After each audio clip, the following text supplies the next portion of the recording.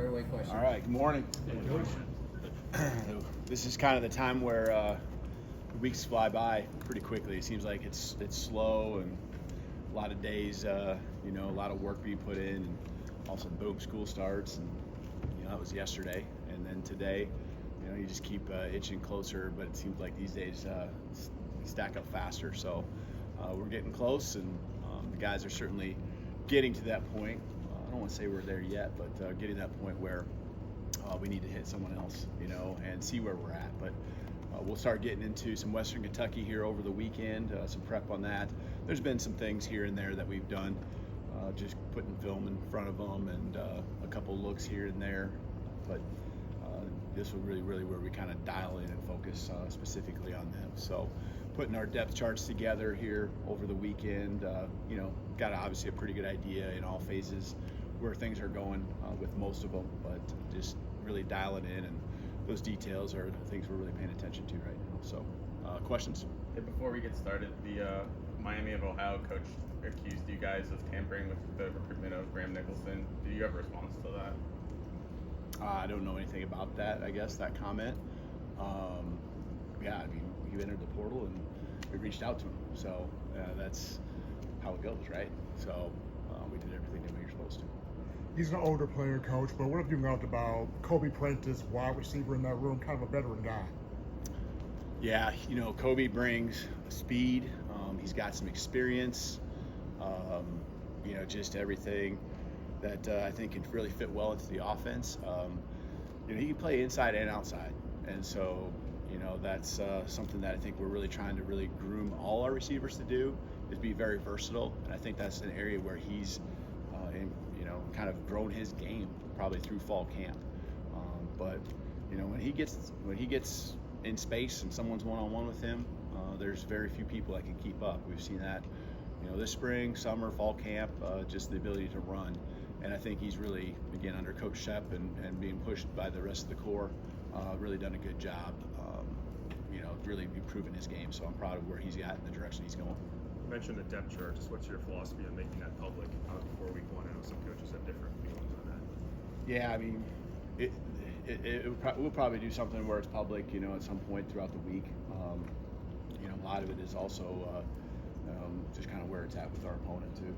That's really you kind of know, especially after week one. The week one game is probably the trickiest, but there's so much information on us that's out there already. I always kind of assume that is known by our opponent.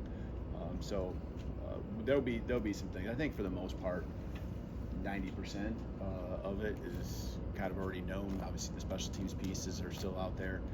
The other 10%, or whatever you want to call it, I would say that some of those things are still kind of up in the air and going to be a work in progress and not solidified. If you got a depth chart, there might be some ors in different spots, and that's hopefully understandable. Kalen, a philosophical question for you. The past couple of years, you guys have gone on fourth down a good bit, and especially in your own territory a few times with that too. What is your mentality or just overall approach? I know each circumstance is different, but what kind of approach do you take to decisions in those moments? Yeah, this is something that I talk about with the team. We did this before the first scrimmage because we talk about being in those moments in those fourth down situations on both sides of the ball.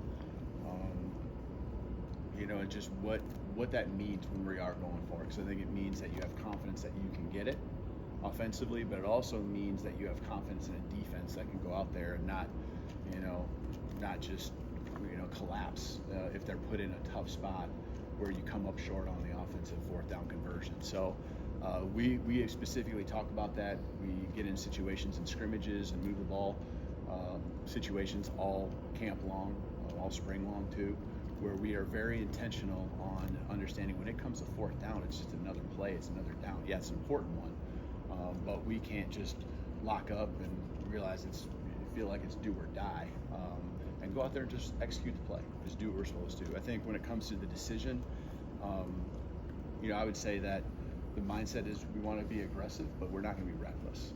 And that's what I tell the guys, that's what I tell the team. We're going to play a team game, and team game, means that if there's situations we really feel are favorable, situations where we feel like we can get it, or that we really need to based on the flow of the game even, we'll go for it. So yeah, I think last year there were some right at the end of the season, but if you look at the numbers, it isn't like we're that much more. I'd probably say we're in the middle of the pack roughly on how many times we go for it, other than the championship game when you're forced to go for it. So you know, I don't think like we're reckless, but we take those right times and try to take advantage of them and go for it. How would you describe the importance of Courtney Moore to the staff? Yeah, he's super critical. You know, he's the guy. I mean, I know it's been said many times, but he's the guy that, you know, came down with me. You know, when I got the opportunity to come here, and you know, we just mesh so well. Just, you know, I feel like there's a trust that exists. I mean, there's a trust that I have with all our staff members, but having worked with him now, this be going on year 4 and known him for longer, that I understand what he's all about. Understand, you know, he's relationship driven. That he does a great job of identifying and evaluating. He has a team that he leads. He leads in a way, and you know, I think we've worked together to figure out the leadership and the way we want to operate. You know, he doesn't probably like I would say, I don't micromanage every move and every minute of the day by people, but you really try to provide an environment where your staff, and in his case, his recruiting staff, for the most part, and there's other elements to it too when you're the GM, but there's just a lot of elements that he just oversees, and we've, you know, continued to, I think, hire the right people and let them go work. And Courtney, you know, when it comes to the recruiting piece, obviously we've been successful, and he's a major piece of that, and I'm excited for, you know, what's to come in the future with him here in this program for sure. Coach, you guys brought in a lot of help at safety with the portal, with Keon Sabb, Cam Howard, King Mack, those guys. How do you think they've come into the program being from somewhere else and kind of assimilated? Yeah, they're really important. You know, from a starting position like Keon to just younger guys, and some depends on who you're talking about in different roles that are going to be really important for us in certain packages, not just depth in my mind. And so special teams, these guys have really come in. They're not just great players, but they're people and guys who really have blended in well and became really accepted with our team quickly. And that's a tribute to who they are as people and the work they put in. So I'm really appreciative of how important they've been, and every day, you know, they just feel like they've been here forever and part of this team, just like all these guys have been here 2, 3, 4 years. Coach, speaking of special teams, Nealon Hibbett, long snapper going into his last season from Alabama. He was a guy that walked on, became one of the best long snappers in the conference. What have you learned about him in your first few months here in Tuscaloosa? Yeah.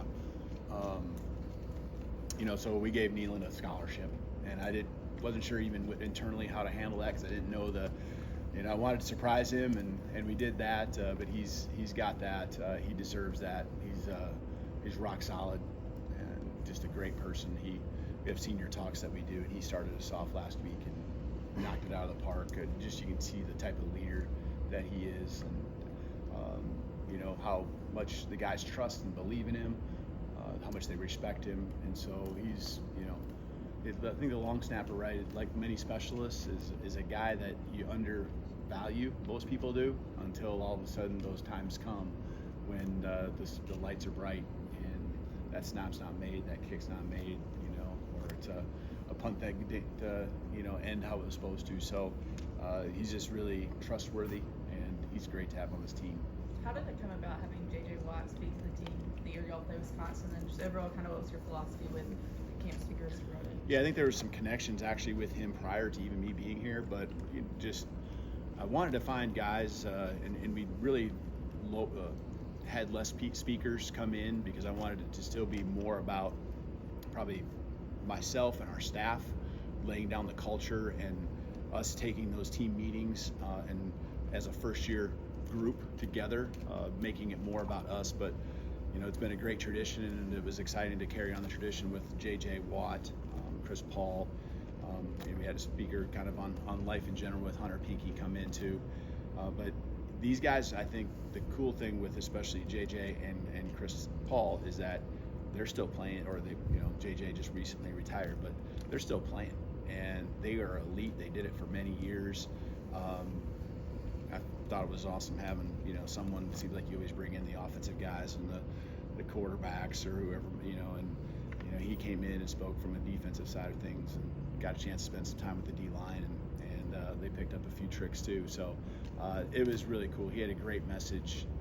Sacrifice, commitment is a common theme, I think, with most of the speakers that came in, and we know that that's what it takes to be great, and they emphasize that. Sorry.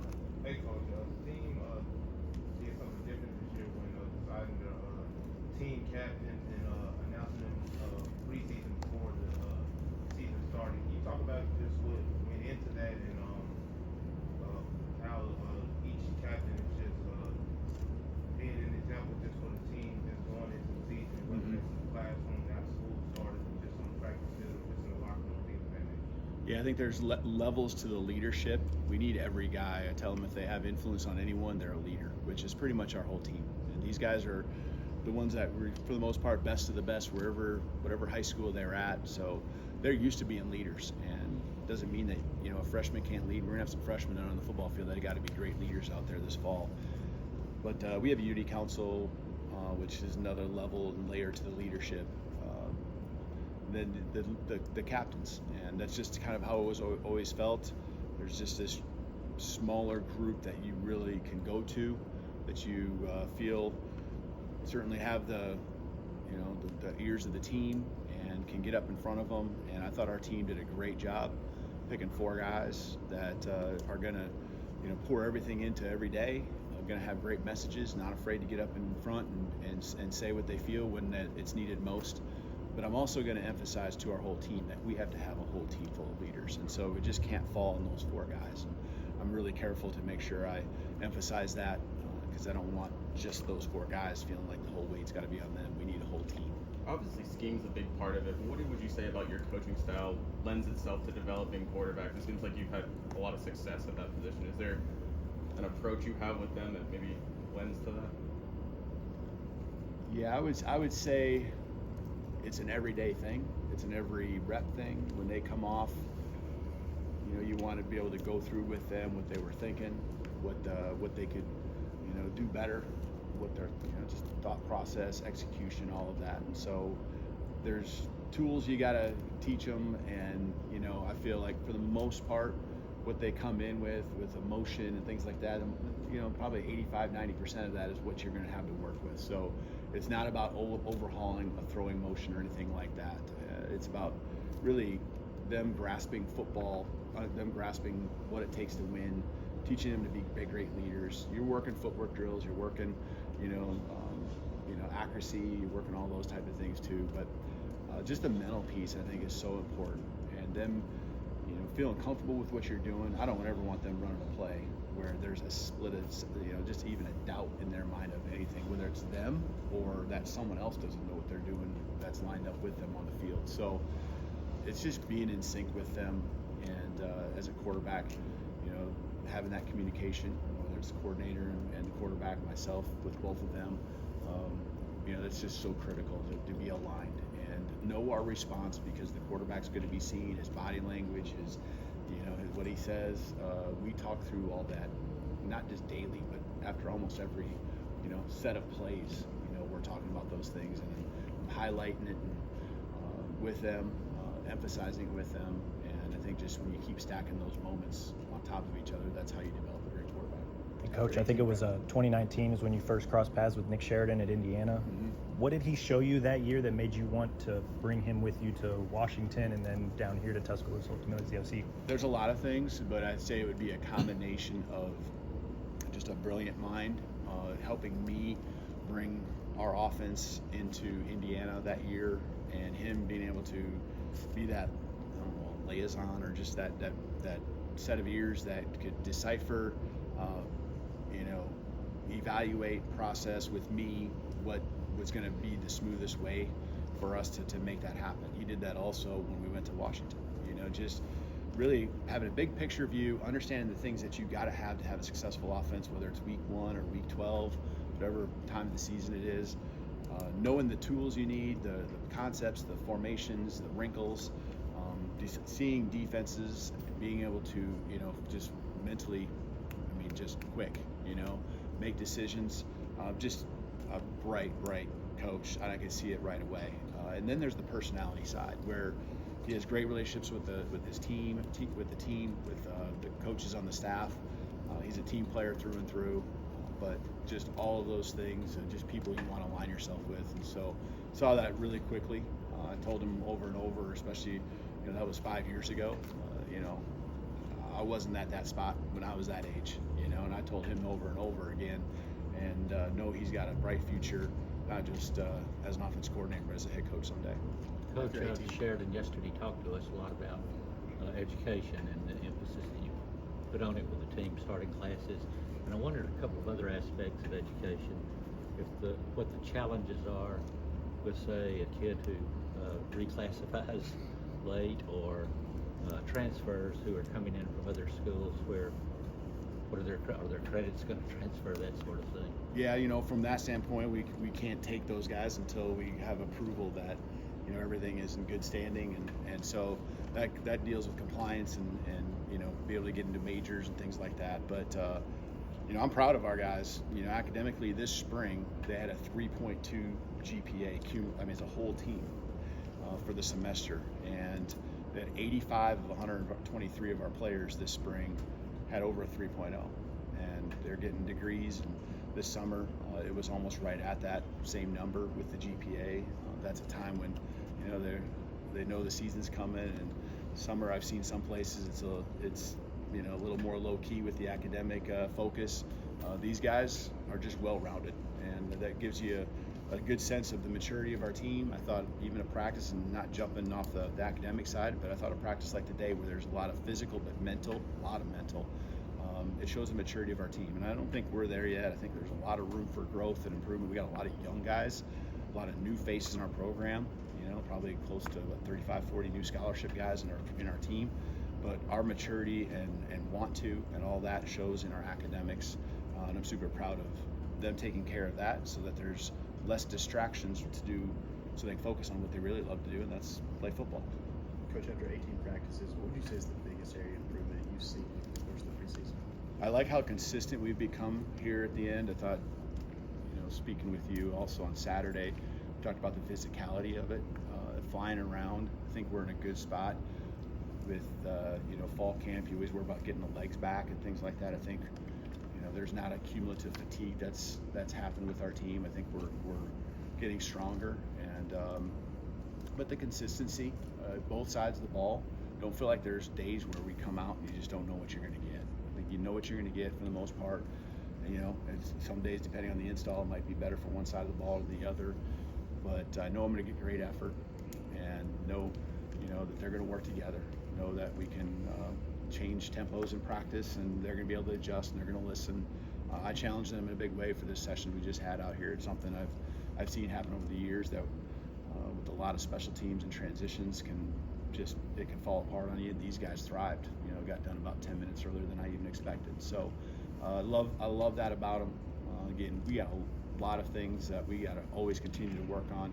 I tell them that every snap we play, from beginning to end of the season, we're going to get better, and we got to have a 1-0 mindset. You've probably heard that from them as well, but a 1-0 mindset, because every snap we're still learning a new system in all areas. And so I'm proud of the way they come to work every day, but that consistency has been something I'm proud of.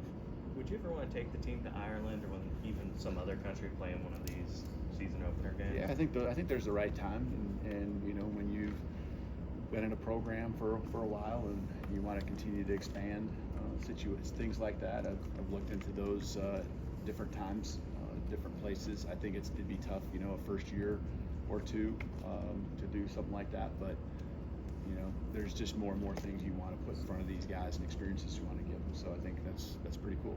Courtney mentioned last night how rare it is for the roster to stay as healthy as it has been in camp. Just how have you been able to manage players' bodies in the last couple of weeks here? Yeah, I think our training staff has done a great job.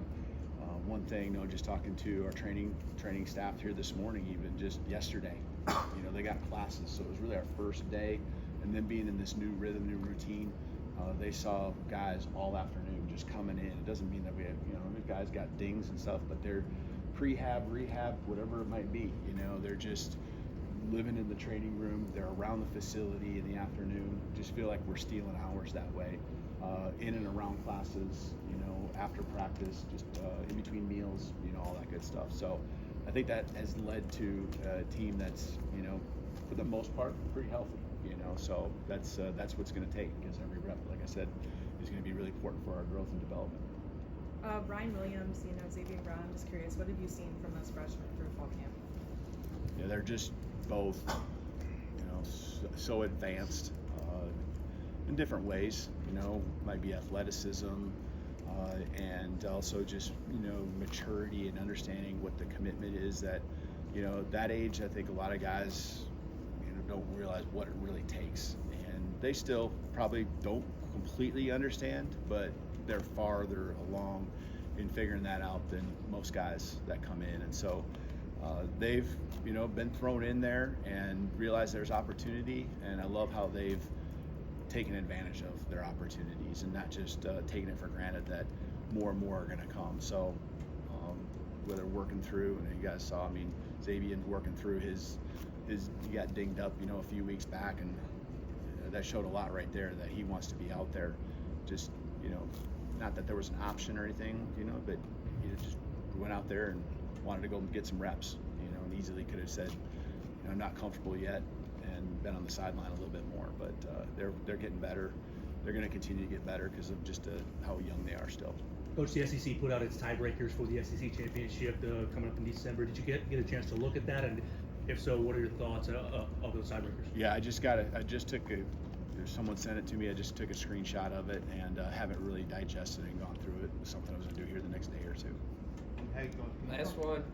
Hey, Coach, can you talk about how Gino Van has looked in practice and just replacing Jaden Roberts for right now? I know you said Jaden was going to be ready for week 1, but just how he's looked just stepping in at that tackle position. Yeah. Stepping in at that offensive line. Yeah, Gino, you said? Yeah. Yep. Yeah, Gino, he's, the reason he came in is for exactly what we're looking at.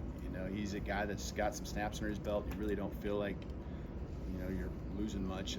That's not, a knock on Jaden. Jaden's exceptional, and he's a standard. But, that Gino can come in and just 18 practices in, or even less than that, come in and play guard, play center. He's done a great job. And the thing I have to say about Gino is he loves the work.